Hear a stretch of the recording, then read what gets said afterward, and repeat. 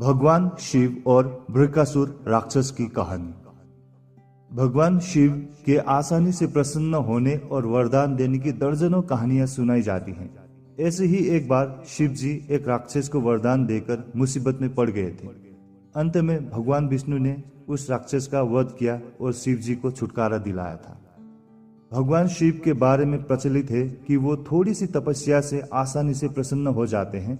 हालांकि कई ऐसे उदाहरण भी हैं जब किसी ने बड़ा वरदान पाने के लिए उनकी कठिन तपस्या भी की है। लंकाधिपति रावण ने भी अमरत्व का वरदान पाने के लिए भगवान शिव को अपने 10 सिर चढ़ा दिए थे। भगवान शिव से जुड़े ऐसे ही एक और कहानी है जिसमें एक राक्षस ने शिव जी की घोर तपस्या कर उन्हें प्रसन्न किया था। हालांकि वरदान देकर भगवान शिव खुद ही मुसीबत में फंस गए थे। बाद में भगवान विष्णु ने उन्हें इस मुसीबत से छुटकारा दिलाया था। कहानी के मुताबिक एक बार महर्षि नारद धरती पर घूम रहे थे। रास्ते में उन्हें वृकासुर नाम का राक्षस मिला। नारद मुनि को देखते ही उसने कहा कि मैं आपसे कुछ सलाह लेना चाहता हूँ। आप मुझे बताइए कि ब्रह्मा, विष्णु और महेश में कौन देवता जल्द प्रसन्न हो जाते हैं। महर्षि नारद ने बहुत सोचने के बाद कहा कि वैसे तो तुम तीनों महादेवों में से किसी की भी तपस्या कर सकते हो, लेकिन ब्रह्मा और विष्णु जल्दी प्रसन्न नहीं होते हैं। उनके लिए बहुत वर्षों तक कठिन तपस्या करनी पड़ती है।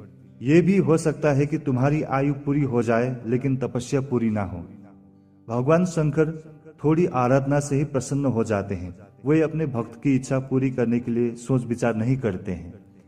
वृकासुर ने भगवान शंकर की आराधना करने का फैसला किया और हिमालय के केदार क्षेत्र में जाकर आराधना करने लगा। यज्ञ, जप, तप, ध्यान सब प्रकार से वो पूजा पाठ करने लगे। कुछ दिनों के बाद उसने सोचा कि मैं शरीर और प्राण को ही भगवान शिव को अर्पित कर दूंगा। ऐसा सोचकर वो अपने शरीर का मांस काट काट कर यज्ञ कुंड में डालने लगा, लेकिन भगवान शिव प्रसन्न नहीं हुए। परेशान होकर एक दिन उसने अपना शीश काटकर भगवान शिव को अर्पित करने का फैसला किया।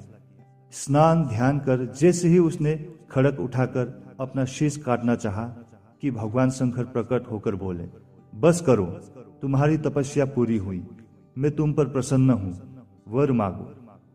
वृकासुर हाथ जोड़कर भगवान शिव से बोले, आप मुझे वर दीजिए कि मैं जिस प्राणी के सिर पर हाथ रख दूं उसकी तुरंत मृत्यु हो जाए। शिव जी वृकासुर की ये मांग सुनकर चिंता में पड़ गए, लेकिन वरदान नहीं देने पर देव मर्यादा का उल्लंघन हो रहा था। शिव जी वृकासुर से बोले कि तुम्हारी तपस्या व्यर्थ नहीं जाएगी। तुमने मुश्किल वरदान की कामना से तपस्या की थी, इसलिए तुम्हें तपस्या भी कठिन करनी पड़ी। जाओ, जैसा वर चाहते हो वैसा ही मिलेगा। वरदान पाते ही वृकासुर की आसुरी वृत्ति जाग गई। उसने कहा कि प्रभु, आपका ये वरदान सत्य है या नहीं, इसकी परीक्षा लेना चाहता हूँ। इसलिए पहले आपके सिर पर ही हाथ रखकर देखना चाहता हूँ कि इस वर में कितनी सत्यता है। भगवान शंकर ने सोचा कि ये राक्षस कुछ नहीं सुनेगा। जब वृकासुर शिव जी के सिर पर हाथ रखने के लिए आगे बढ़ा तो वो वहां से भागने लगा। इस पर वृकासुर का क्रोध बढ़ गया। वो पीछा करते हुए चिल्लाया कि महर्षि नारद की तरह आपने भी मुझे छल किया है। वरदान की परीक्षा से डरकर क्यों भाग रहे हैं। शिव जी भूमंडल छोड़कर देवलोक तक भागते रहे और वृकासुर भी उनका पीछा करता रहा। अंत में भगवान शिव विष्णु लोक पहुंचे और विष्णु जी को अपनी परेशानी बताई। विष्णु जी ने हंसकर कहा कि कुछ भी हो, आपके वरदान की सत्यता तो सिद्ध करने ही होगी। भगवान विष्णु ने योग माया से एक वृद्ध तेजस्वी ब्रह्मचारी का स्वरूप बनाया और वृकासुर की ओर चल पड़े। भगवान विष्णु को जब वृकासुर आता हुआ दिखाई दिया तो उन्होंने आगे बढ़कर उसे प्रणाम किया। उन्होंने वृकासुर से कहा कि असुरराज, कहाँ भागे जा रहे हो? लगता है कि आप बहुत थक गए हो। शरीर को थोड़ा आराम दीजिए। आप सब प्रकार से समर्थ हैं, फिर भी मेरे योग्य कोई काम हो तो बताइए। अक्सर लोग अपने मित्रों और सहयोगों से ही अपने काम पूरा करा लेते हैं। एक तेजस्वी ब्रह्मचारी की बात सुनकर वृकासुर ने शिव जी के वरदान और उसकी परीक्षा की बात बताई। इस पर ब्रह्मचारी हंसा और कहा कि तुम किसके वरदान की परीक्षा लेना चाहते हो? शिव जी का तो अपना कोई घर ही नहीं है। वो खुद भूतों प्रेतों के साथ घूमते रहते हैं। वो भला किसी को क्या वर देंगे? वर देने वाले तो ब्रह्मा और विष्णु ही है। ब्रह्मचारी ने वृकासुर से कहा कि तुम्हें वरदानी होना था तो ब्रह्मा या विष्णु की आराधना करनी चाहिए थी। शिव जी के पीछे बेकार दौड़ रहे हो। वरदान देने वाला तो खुद इतना शक्तिशाली होता है कि उसके वरदान का असर खुद उस पर नहीं हो सकता है।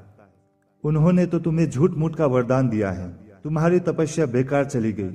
ब्रह्मचारी की बात सुनकर वृकासुर निराश हुआ, उसका मनोबल टूट गया। वो कहने लगा कि मुझे तो देवर्षि नारद ने शिव की आराधना करने को कहा था। ब्रह्मचारी ने कहा कि तुमने नारद मुनि पर भरोसा कर लिया।